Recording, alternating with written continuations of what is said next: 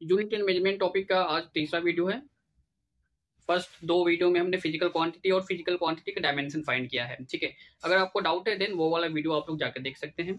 आज हम लोग देखेंगे डायमेंशन फार्मूला का एप्लीकेशन क्या है, यानी कि कोई पर्टिकुलर फिजिकल क्वांटिटी है, किसी पर्टिकुलर फिजिकल क्वांटिटी का।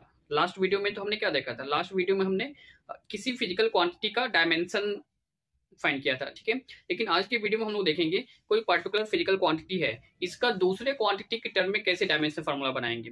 यानी कि जैसे मान लीजिए फोर्स हो गया, फोर्स का फार्मूला मास, एक्सीलरेशन या फिर वेलोसिटी के टर्म में कैसे बनाएंगे। क्लियर है कि नहीं। तो किसी पर्टिकुलर फिजिकल क्वांटिटी का फार्मूला दूसरे क्वांटिटी के टर्म में कैसे हम लोग लिखेंगे और फार्मूला क्या बनेगा, यहां से हम लोग सीखेंगे। और ये इंपॉर्टेंट नीट और जेईई के लिए है। क्लियर है कि नहीं। तो यहां से हम लोग कुछ क्वेश्चन से स्टार्ट करेंगे, ध्यान से समझना है। Dimension formula of any quantity in terms of other physical quantity. Clear है कि नहीं।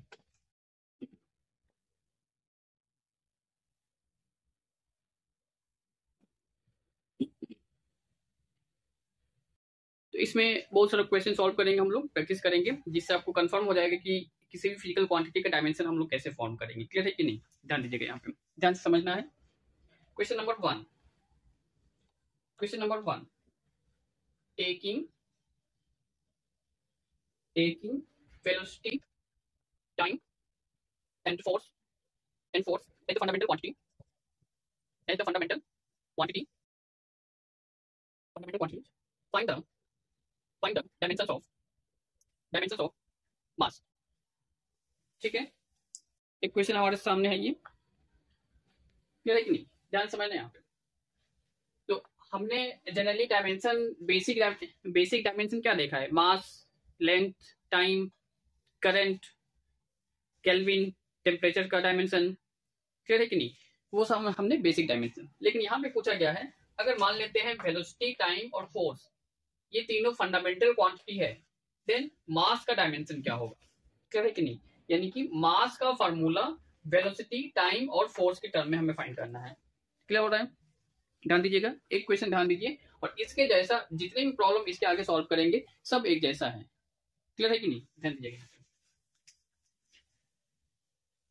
क्लियर है ना। हमें करना क्या है, मास का फॉर्मूला वेलोसिटी, टाइम और फोर्स के टर्म्स में लिख देना है। ठीक है, तो let mass is directly proportional to velocity to the power x. X कुछ भी हो सकता है, 0, 1, 2, 3 कुछ भी हो सकता है, सॉल्व करने में पता चलेगा, लास्ट में अभी हम लोग सॉल्व करेंगे। तो suppose mass velocity v to the power x के डायरेक्टली प्रोपोर्शनल है, मास टाइम के डायरेक्टली प्रोपोर्शनल है, t to the power y, and mass directly proportional to force, f to the power z। ठीक है, तो अगर इन तीनों को कंबाइन किया जाएगा, कंबाइन करने से हमें क्या मिलेगा, मास इक्वल या फिर mass proportional v to the power x, t to the power y, f to the power z। जब इसको इक्वल किया जाएगा तो एक प्रोपोर्शनैलिटी कांस्टेंट आ जाएगा, mass equal k v to the power x, t to the power y, f to the power z। Clear है कि नहीं। अब हमारा काम ये है, मास का एक फॉर्मूला तो बन गया यहाँ पे, लेकिन x y z अननोन है। क्लियर है कि नहीं, x y z यहाँ पर अननोन है। हम क्या करेंगे, इसको सॉल्व करेंगे और x y z को फाइंड करेंगे। जो भी वैल्यू आएगा x y z का यहाँ पे सब्स्टिट्यूट कर देंगे, मास का वेलोसिटी, टाइम और फोर्स की टर्म में फार्मूला फाइनली बन जाएगा हमारा।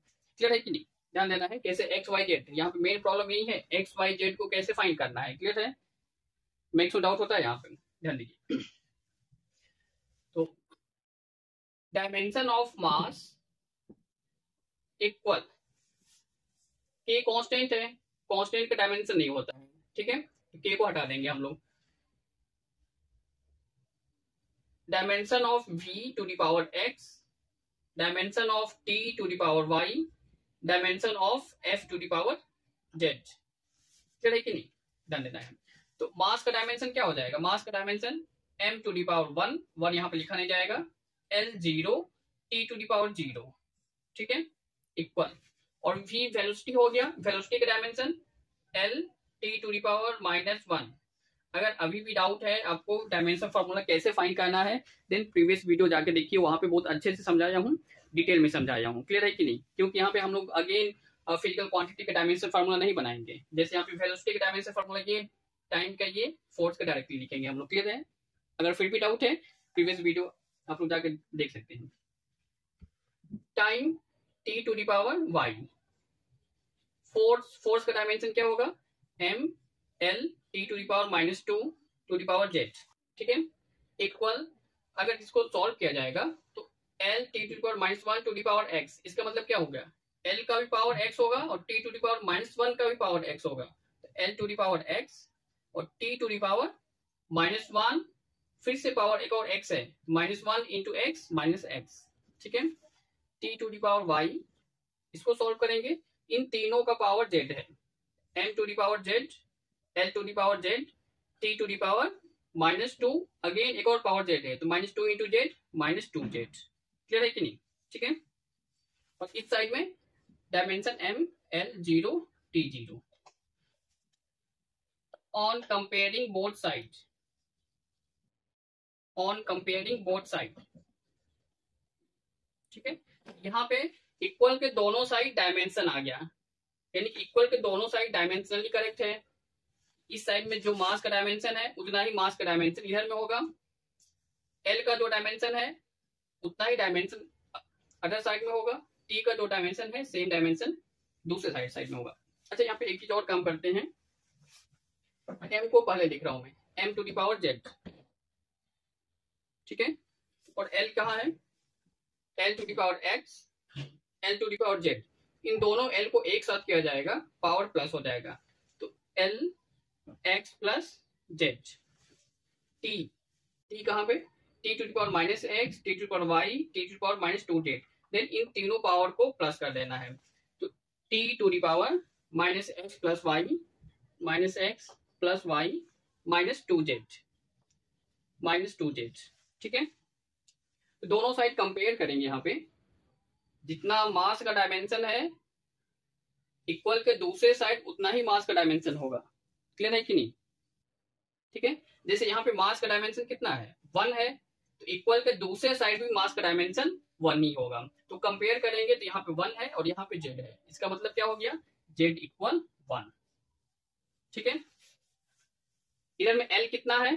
एक्स प्लस जेड, इधर में एल कितना है? 0, इक्वल होना चाहिए, इसका मतलब एक्स प्लस जेड का वैल्यू 0 के इक्वल है। तो एक्स प्लस जेड इक्वल 0 और जेड कितना है? 1 है, एक्स इक्वल -1, एक्स का वैल्यू -1 आ गया।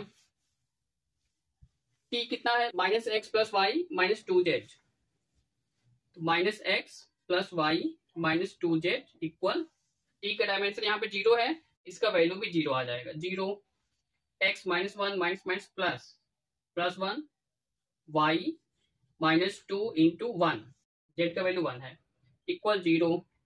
तो 1 प्लस वाई -2 इक्वल 0, 1 -2 -1 इक्वल 0, तो y इक्वल +1। ठीक है, तो z1 x -1 y1, और केवल हमें x y z ही फाइंड करना है। मास का फॉर्मूला तो यहाँ पे बन चुका है। क्लियर है कि नहीं?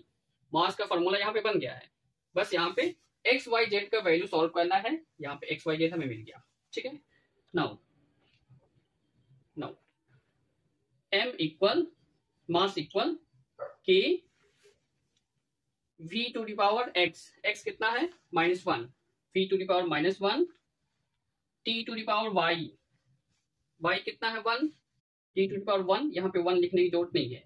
f to the power z, z कितना है? z भी 1 हो गया, ये भी 1 हो गया। क्लियर है कि नहीं? तो अगर मास का डायमेंशन फाइंड करना है, फॉर्मूला तो ये बन गया हमारा। ठीक है, फॉर्मूला ये बन गया। अगर डायमेंशन फाइंड करना है तो k कांस्टेंट है, इसका डायमेंशन नहीं होगा, तो v to the power -1 t f, या फिर इसको ऐसे भी लिखा जा सकता है t f v to the power -1। Clear है कि नहीं?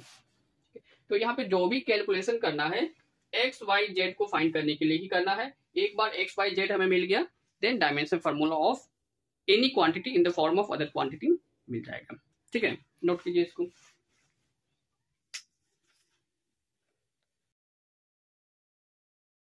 अगला क्वेश्चन, तो इसके जैसा ही सिमिलर क्वेश्चन, जितने भी प्रॉब्लम है इस टाइप के, किसी भी फिजिकल क्वांटिटी का अदर क्वांटिटी के टर्म्स में डायमेंशन बताना है, देन सब में सेम काम करना है, इसके जैसा ही करना है।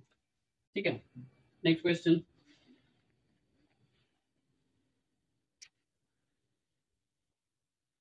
If density rho, acceleration due to gravity, acceleration due to gravity, g, frequency, frequency nu, nu है ये, वी नहीं है, ठीक है, वी का मतलब वेलोसिटी, न्यू का मतलब frequency, nu are the basic quantity, are the basic quantity, find the dimensions of force, find the dimensions of force. ठीक है, ध्यान दीजिए। तो क्या आप लोग यहाँ पे समझ पा रहे हैं?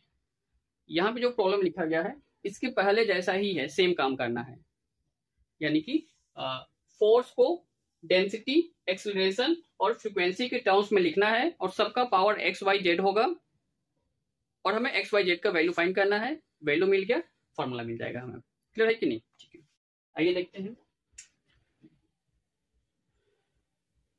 तो force is directly proportional to density to the power x, force is directly proportional to acceleration due to gravity to the power y, force is directly proportional to frequency to the power z। ठीक है, तो इन तीनों को combine करेंगे तो f proportional density to the power x, g to the power y, frequency to the power z। ठीक है, equal करने से एक प्रोपोर्शनैलिटी कांस्टेंट आएगा, रो x जी वाई न्यू जेड। ये फॉर्मूला हमारा बन गया, लेकिन एक्स वाई जेड हमें नहीं मिला है। क्लियर है कि नहीं? फोर्स यहाँ पर force, density, acceleration due to gravity और फ्रीक्वेंसी के टर्म में आ गया। क्लियर है कि नहीं? अब यहाँ पे हमें एक्स वाई जेड का वैल्यू फाइंड करना है। एक्स वाई जेड मिल गया, डायमेंशन मिल गया। ठीक है, कैसे फाइंड करना है? अभी जैसे हमने किया है सेम तरीके से, सेम प्रोसीजर रहेगा यहाँ पे। Dimension of force equal dimension of density x, x का डायमेंशन नहीं होगा इसलिए यहाँ पे नहीं लिखा गया है। ठीक है, डायमेंशन ऑफ जी, के का डायमेंशन क्यों नहीं होगा? क्योंकि ये कांस्टेंट है। क्लियर है कि नहीं?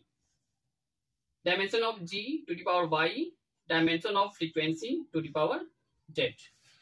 फोर्स का डायमेंशन क्या होगा? M L T to the power -2 equal density का डायमेंशन क्या होगा? डेंसिटी का डायमेंशन, तो density equal mass divided volume, mass m volume l cube, तो m l to the power -3, ये डेंसिटी हो गया। ठीक है, और acceleration due to gravity, acceleration due to gravity का dimension l t to the power -2, acceleration ही है। क्लियर है कि नहीं? एक्सेलरेशन का डायमेंशन। फ्रीक्वेंसी, फ्रीक्वेंसी का डायमेंशन क्या होगा? इसका फॉर्मूला 1 डिवाइडेड टाइम होता है, तो टाइम के लिए t हो जाएगा, ये ऊपर जाएगा t टू द पावर -1। ठीक है, तो इन तीनों का डायमेंशन एक्चुअल में वो होता है। तीनों का वैल्यू यहाँ पे सब्स्टिट्यूट करेंगे, डेंसिटी की जगह पे m l to the power -3 to the power x, g l t to the power -2 y और frequency t to the power -1 to the power z। Solve कीजिए इसको, इन दोनों को पावर x हो जाएगा, m का पावर x, l का power -3 into x, -3x, l to the power y, t to the power -2y, t to the power -1 into z -z। ठीक है, equal m to the power x, l यहाँ पे दो जगह है, दोनों को कंबाइन करने का मतलब पावर को प्लस कर देना है, -3x plus y, l to the power -3x plus y, t to the power, इन दोनों t को कंबाइन करेंगे पावर प्लस हो जाएगा। ठीक है, -2y -z। क्लियर है? m l t to the power -2 ये हो जाएगा। क्लियर है कि नहीं यहाँ तक? इसके बाद अगर आपको सॉल्व करना है, सॉल्व कीजिए, एक्स वाई जेड फाइंड कीजिए, जो भी वैल्यू आएगा यहाँ पे सब्स्टिट्यूट करिए, फाइनल फार्मूला बन गया हमारा। क्लियर है कि नहीं? सॉल्व कैसे करेंगे इसको? एक्स वाई जेड कैसे फाइंड करेंगे? इक्वल के दोनों साइड डायमेंशन को कंपेयर करेंगे। On comparing both side, on comparing both sides, both side, यहाँ पे m का डायमेंशन x है और यहाँ पे m का डायमेंशन क्या है? इसका पावर 1 है यहाँ पे, मतलब दोनों साइड m का डायमेंशन सेम है, तो x इक्वल 1, x हमें 1 मिल गया। ठीक है, l का डायमेंशन कितना है -3x प्लस वाई, और इधर l का डायमेंशन कितना है 1, पावर 1 है इसका। क्लियर है, इसका मतलब क्या हुआ -3x प्लस वाई इक्वल 1, तो -3x plus y equal 1, x का वैल्यू 1 है तो -3 plus y equal 1, y equal 4। ठीक है, t का डायमेंशन -2y -z, और यहाँ पे t का dimension -2 means -2y -z equal -2, -2y -z equal -2, y कितना है, y यहाँ पे 4 है, 4 2 जा 8, तो -8 -z equal -2, -z equal -2 plus 8 equal 6, z equal -6। ठीक है, सभी वैल्यू यहाँ पे मिल गया। नाउ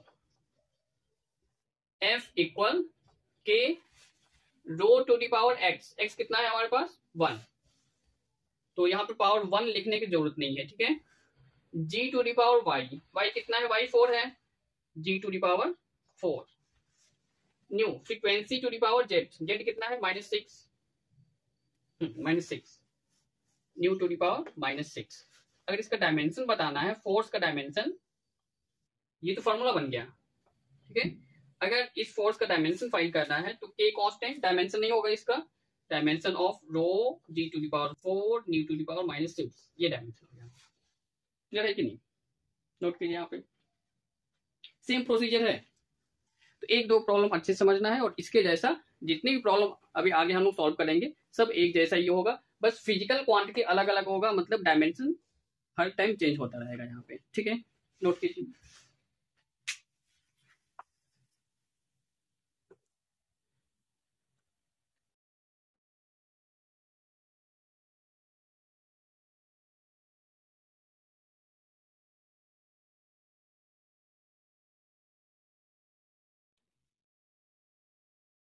अगला question, if force F, length L, and time t are chosen as the fundamental quantities, then what would be the dimensional formula of density? ठीक है, तो यहां पर भी सेम प्रोसीजर आएगा, जैसे अभी हमने दो प्रॉब्लम सॉल्व किया है उसके जैसा ही सेम कॉन्सेप्ट। यहाँ पे डेंसिटी का डायमेंशन फॉर्मूला बताना है in the term of force, length, time. Solve कीजिए इसको, देखिए कितना आ रहा है x Y Z.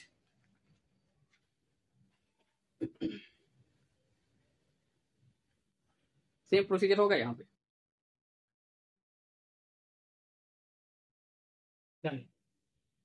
Density rho equal k f to the power x, L to the power y, t to the power Z.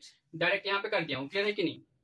पहले प्रोपोर्शनल आएगा, फिर प्रोपोर्शनल को इक्वल करेंगे तो ये कांस्टेंट आ जाएगा। यहाँ पे डायरेक्टली मैं किया हूँ, क्लियर है कि नहीं। यहाँ पे एक्स वाई जेड हमें फाइंड करना है। सॉल्व कीजिए, देखिए कितना आ रहा है एक्स वाई जेड।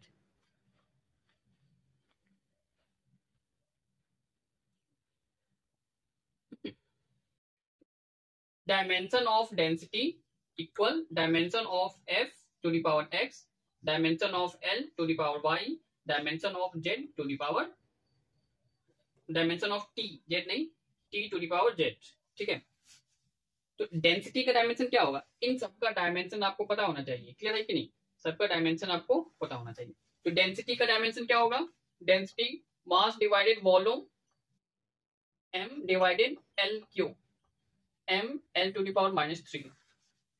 फोर्स का dimension m l t to the power -2। Length है, लेंथ का डायमेंशन l होगा, और टाइम का डायमेंशन भी t होगा। ठीक है, तो डेंसिटी की जगह पे m l to the power -3। अच्छा, यहाँ पे डेंसिटी में टाइम तो नहीं है, क्लियर है कि नहीं। टाइम नहीं है, इसका मतलब m l to the power -3 t to the power 0, time का डायमेंशन नहीं है डेंसिटी में। ठीक है, क्योंकि अगर दोनों साइड कंपेयर करेंगे तो इधर भी टाइम होना चाहिए, टाइम 0 है और यहाँ पे time to the power z है, ठीक है। तो डेंसिटी की जगह पे m l to the power -3 t to the power 0 equal force कितना है, F m l t to the power -2 to the power x l to the power y t to the power z equal m to the power x l to the power x t to the power -2x x तीनों पे power आ जाएगा, ठीक है, t to the power -2 into x -2x l to the power y t to the power z equal m to the power x l दो जगह है, दोनों को कंबाइन करेंगे पावर प्लस हो जाएगा x plus y l x plus y t to the power -2x plus z -2x plus z ये m l to the power -3 t to the power 0, क्या है कि नहीं। अब यहाँ पे क्या करना है, क्या करना है, यहाँ पे दोनों साइड कंपेयर करना है, क्लियर है कि नहीं। दोनों साइड कंपेयर करके एक्स वाई जेड फाइंड करना है, एक्स वाई जेड मिल जाएगा, फार्मूला मिल जाएगा, देन डायमेंशन भी मिल जाएगा, क्लियर है कि नहीं।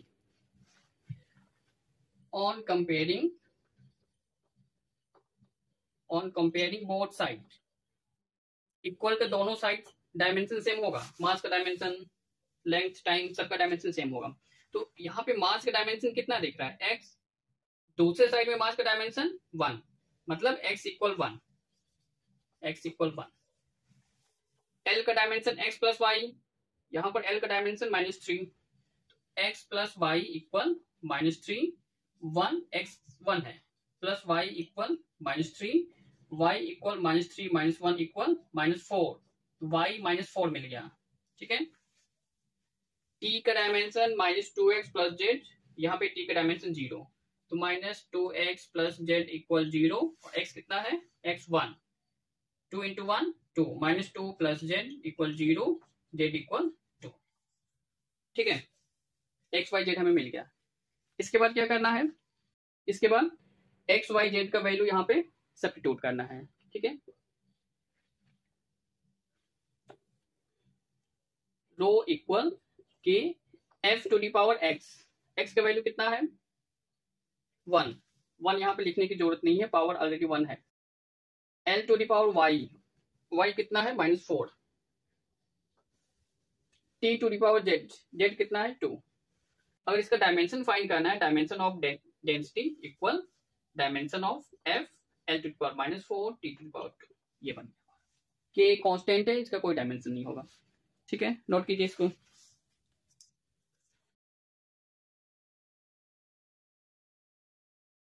ठीक है, तो सब में सिमिलर प्रोसीजर है, अंतर क्या है, अंतर फिजिकल क्वांटिटी, हर एक प्रॉब्लम में अलग अलग फिजिकल क्वांटिटी होगा, हर एक डायमेंशन, हर एक फिजिकल क्वांटिटी को अगर डिफरेंट फिजिकल क्वांटिटी के टर्म में एक्सप्रेस करना है, देन उन फिजिकल क्वांटिटी का डायमेंशन फार्मूला आपको पता होना चाहिए, क्लियर है कि नहीं। जैसे यहाँ पे इसी को सॉल्व करने के लिए आपको डेंसिटी, फोर्स, लेंथ और टाइम का डायमेंशन आपको पता होना चाहिए, क्लियर हो रहा है, नोट कीजिए इसको।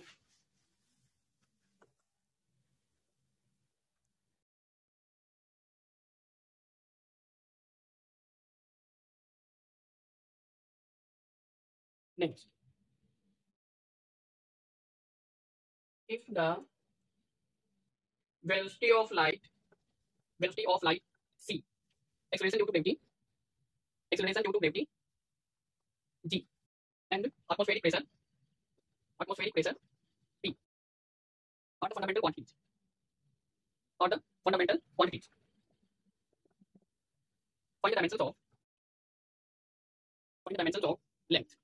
dimensions of length, ठीक है। सॉल्व कीजिए, देखिए कितना आ रहा है, x Y z, same procedure करना है।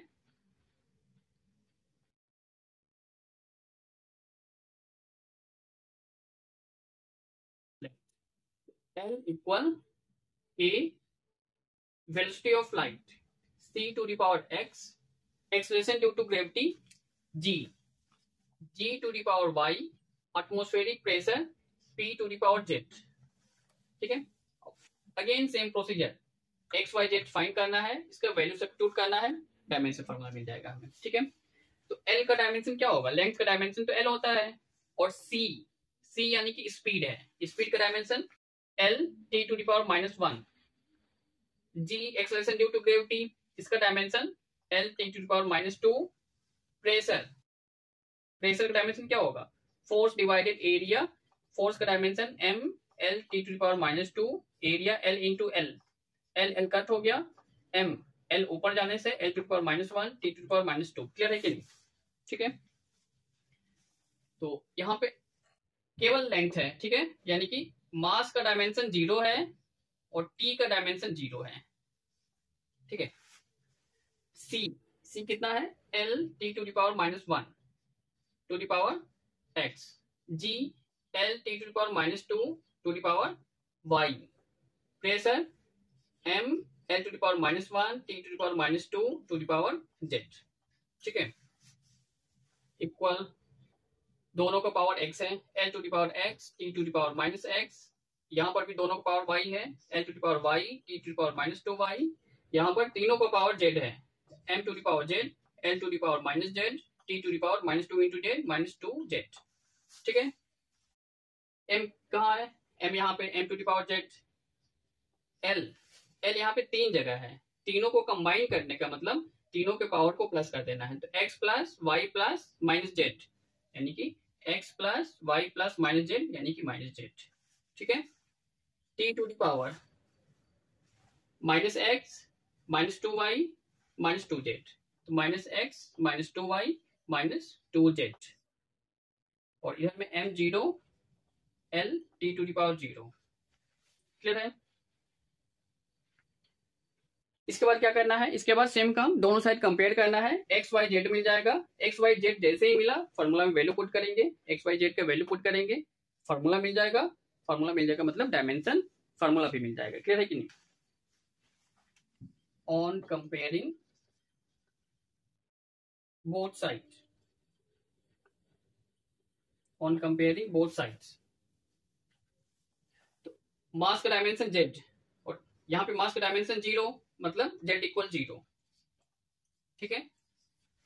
l का dimension x plus y minus z, x plus y minus z equal, l का डायमेंशन 1 है मतलब इसका वैल्यू 1 आ गया, 1, z कितना है 0, तो x plus y equal 1, equation number 1, ठीक है।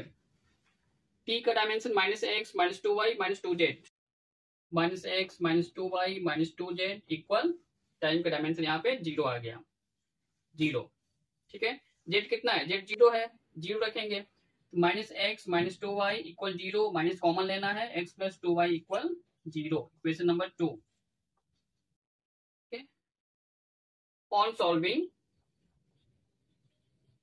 इक्वेशन 1 एंड 2, अब यहाँ पे x और y कैसे मिलेगा, z तो मिल गया डायरेक्टली, x और y कैसे मिलेगा, दो इक्वेशन बना है, दोनों इक्वेशन को सॉल्व करेंगे देन एक्स वाई मिलेगा, कैसे सॉल्व करेंगे, x plus y equal 1, x plus 2y equal 0, दोनों को सब्ट्रैक्ट करेंगे तो यहाँ पे माइनस आ जाएगा, ये भी माइनस हो जाएगा, ये भी माइनस हो जाएगा, ठीक है। x x कट हो गया, y minus 2y minus y 1 minus 0 1, यानी कि y इक्वल -1, ठीक है, y -1 हो गया, यहाँ पे y की जगह पे -1 पुट किया जाएगा, तो x -1 इक्वल 1, x इक्वल 2, ठीक है। तो यहाँ पर x y z तीनों का वैल्यू हमें मिल गया है, now l equal k c to the power x, x कितना है 2, g to the power y, y कितना है -1, p to the power z, z का वैल्यू 0 है, p टू द पावर 0 मतलब ये 1 बन गया, क्लियर है कि नहीं, p टू द पावर 0 1 बन गया ये, तो equal k c square divided g, अगर डायमेंशन बताना है, dimension of l equal dimension of c square divided g, ठीक है। सिमिलर प्रोसीजर अगेन, नोट कीजिए इसको,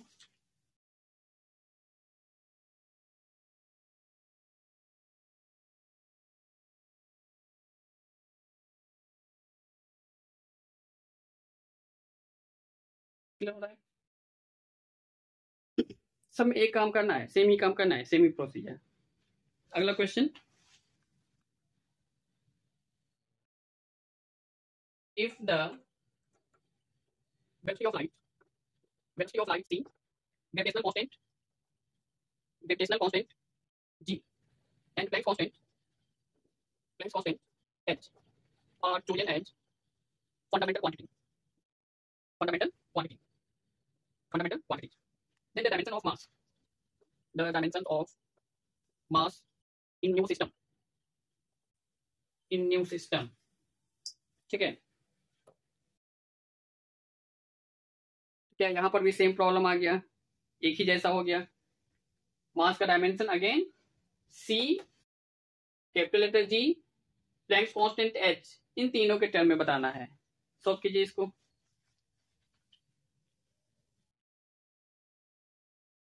सॉल्व करना है.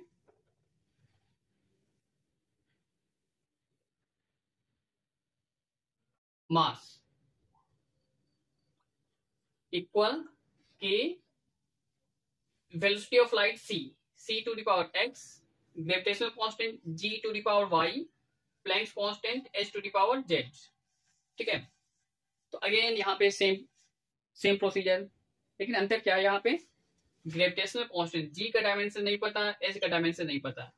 क्लियर है कि नहीं? ठीक है, तो यहाँ पे कैसे सॉल्व करेंगे. g का डायमेंशन क्या होगा, f equal g m1 into m2 divided r square, g equal f into r square divided m1 into m2. तो m l t to the power minus 2 l square divided m into m cut हो गया, m ऊपर जाने से m to the power minus 1, l1 l square l to the power 3 t to the power minus 2. ये g का dimension हो गया. ठीक है, c का डायमेंशन स्पीड है, l t to the power, c का डायमेंशन क्या होगा, l t to the power minus 1. और h प्लैंक्स कांस्टेंट का डायमेंशन क्या होगा, lambda equal h divided mass into velocity. तो यहां से h equal lambda into mass into velocity. Lambda distance होता है, wavelength l m l t to the power minus 1. तो m l square t to the power minus 1, ये Planck's constant हो गया h का डायमेंशन. ठीक है, तो यहाँ पे केवल मास है, मास का डायमेंशन तो 1 है, l का डायमेंशन 0, t का डायमेंशन 0.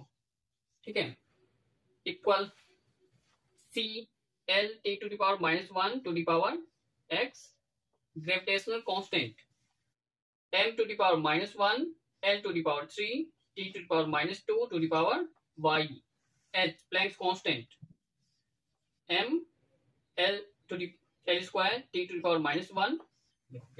ठीक है,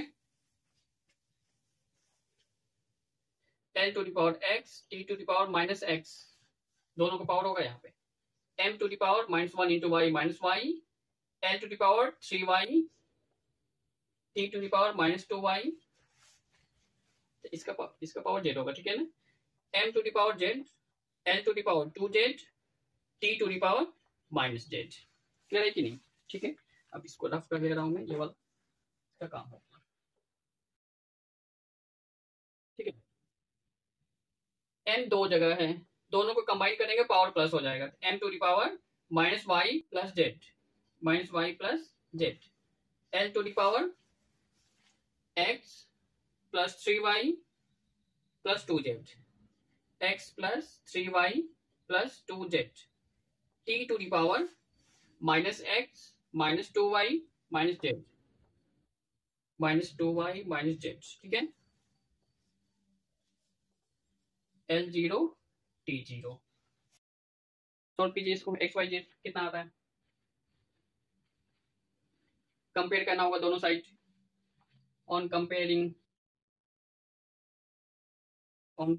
बोथ साइड, मास का dimension minus Y plus Z equal, यहाँ पे मास का डायमेंशन 1 है, इसका मतलब minus Y plus Z equal 1. ठीक है, x plus 3y plus 2z, l का डायमेंशन, यहाँ पर l का डायमेंशन 0 है, मतलब इसका वैल्यू 0 आ गया. तो x plus 3y plus 2z equal 0. t का डायमेंशन 0, मतलब minus x minus 2y minus Z का वैल्यू 0 आ गया. Minus x minus 2y minus z equal 0. ठीक है,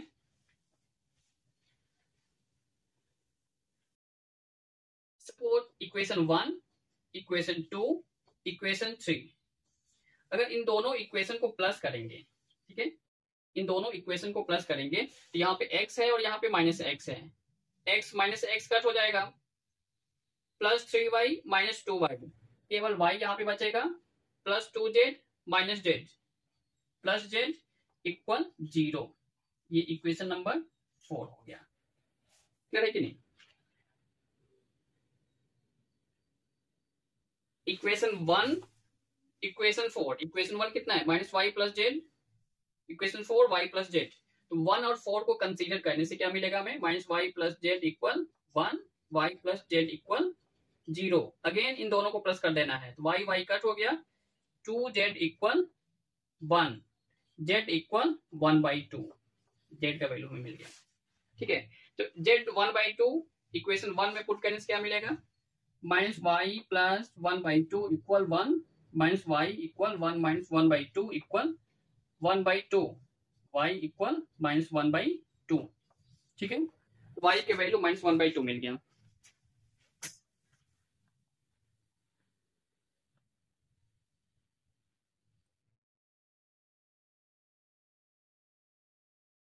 ठीक है, जेड मिल गया, वाई मिल गया, एक्स और चाहिए, तो जेड और वाई का वैल्यू इक्वेशन सेकेंड में सब्स्टिट्यूट करना है। क्लियर है कि नहीं? तो एक्स प्लस 3y, y कितना है, माइनस 1/2, तो 3 into minus 1/2 plus 2z, z कितना है, z 1/2 इक्वल 0, 2 कट हो गया, तो x माइनस 3/2 इक्वल प्लस 1, यहाँ पे 1 है, इक्वल 0, तो x minus 3/2 plus 1 minus 1/2 equal 0, x equal 1/2। ठीक है, x y z सबका वैल्यू मिल गया। अब यहाँ पे फाइनल काम करेंगे, तीनों का वैल्यू सब्स्टिट्यूट कर देना है, तो m equal k c to the power x, x कितना है 1/2, g to the power y, y कितना आया minus 1/2, h to the power z, z कितना है 1/2। ठीक है, तो dimension of mass equal dimension c to the power 1/2, g to the power 1/2 minus 1/2, h to the power 1/2। ठीक है, note कीजिए इसको।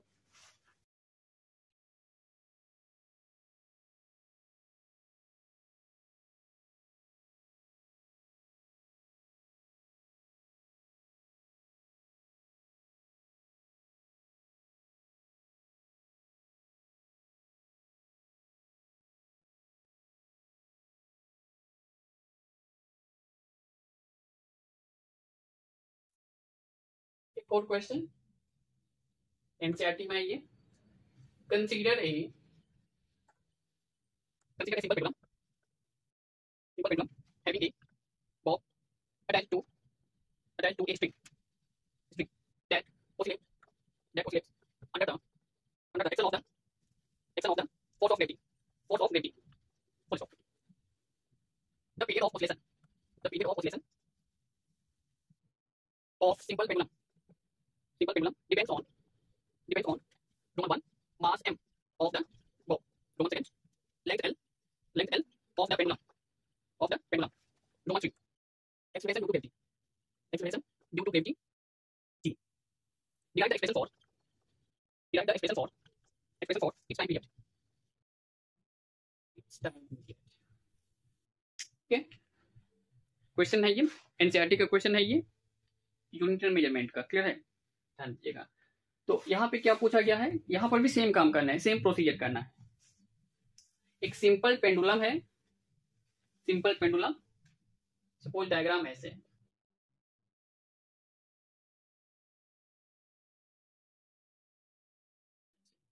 ऐसे ही ओसिलेट करता है और पेंडुलम का लेंथ हो गया L, पेंडुलम का लेंथ L, और यहाँ पे ये जो बॉब हैंग कर रहा है इसका मास m हो गया। ठीक है, इस बॉब का मास m है और L है। तो इसका जो टाइम पीरियड है, टाइम पीरियड क्या होता है, सपोज यहां से बॉब चलना स्टार्ट किया, इधर जाएगा, यहाँ पे आएगा, फिर वापस अपनी जगह पे आ जाएगा, मतलब 1 टाइम पीरियड कंप्लीट हो गया। इसका जो टाइम पीरियड है कौन कौन से फैक्टर पे डिपेंड करता है? Mass of the ball, length of the pendulum and acceleration due to gravity. मिल गया फैक्टर। यहाँ पे टाइम पीरियड इक्वल के कौन कौन से फैक्टर पे डिपेंड करता है? मास m⁴x, दूसरा फैक्टर l⁴y, तीसरा factor acceleration due to gravity g⁴z। क्लियर है कि नहीं? 3 फैक्टर पे डिपेंड कर रहा है यहाँ पे। तो इसके बाद अगेन सेम प्रोसीजर करना है, एक्स वाई जेड फाइंड करना है, जो भी वैल्यू आएगा यहाँ पे पुट करेंगे, फाइनली टाइम पीरियड का एक्सप्रेशन मिल जाएगा। ठीक है, तो टाइम m का डायमेंशन 0 होगा, l का डायमेंशन 0, t, k कांस्टेंट है, डायमेंशन लेस हो गया। ठीक है, मास का डायमेंशन m⁴x, लेंथ का dimension l⁴y, g l⁻², g का मतलब acceleration due to gravity, acceleration dimension l⁻², equal m⁴x, l⁴y, l⁴ इन दोनों का पावर z है, z t⁻²z। ठीक है, equal mx ly plus z, दोनों l को कंबाइन करने से t⁻²z। ठीक है, m0 l0 t मिल गया। क्लियर है कि नहीं? सेम काम, दोनों साइड कंपेयर करेंगे, एक्स वाई जेड फाइंड करेंगे, वैल्यू पुट करेंगे। क्लियर हो रहा है? ठीक है, on comparing both side, m का डायमेंशन x, m का डायमेंशन 0, x 0 मिल गया, y प्लस z कितना है? 0। ठीक है, और यहाँ पे -2z, ये भी 0 नहीं 1, t के डायमेंशन -2z और यहाँ पे 1, यहाँ पे z क्या मिल गया? -1/2। ठीक है, तो z का ये वाला वैल्यू यहाँ पे पुट करना है, तो y -1/2 इक्वल 0, y इक्वल +1/2। ठीक है, एक्स वाई जेड हमें मिल गया। नाउ टाइम पीरियड इक्वल के m⁴x, x 0 है, l⁴y, y⁴ 1/2, g⁴z, z का वैल्यू -1/2। ठीक है, m⁴0 1 बन गया, तो t इक्वल के l⁴ 1/2, इसको डिनोमिनेटर में लेके जाएंगे तो g⁴ +1/2 हो जाएगा। क्लियर है कि नहीं? इक्वल के दोनों का पावर सेम है, इसको एक साथ कर देना है, पावर 1/2। ठीक है, और पावर 1/2 का मतलब क्या होता है? √L/G। ठीक है, ये t बन गया फॉर्मूला। तो एक्सपेरिमेंटली यहाँ पे कैलकुलेट क्या किया गया है, यहाँ पे जो कांस्टेंट आ रहा है एक्सपेरिमेंटली k इक्वल 2π, यहाँ पे अगर k की जगह पे 2π रखेंगे तो √L/G आ जाएगा। क्लियर है कि नहीं? तो इस टाइप का प्रॉब्लम नीट हो या फिर जेईई मेन हो या फिर स्टेट लेवल का जो कॉम्पिटिटिव एग्जाम है उसमें पूछा जाता है। कई बार ऐसा भी पूछा जाता है, फॉर्मूला आपको दिया रहेगा और यहाँ पे find the value of x Y z का वैल्यू आपको फाइंड करना होगा। ठीक है, नोट कीजिए इसको।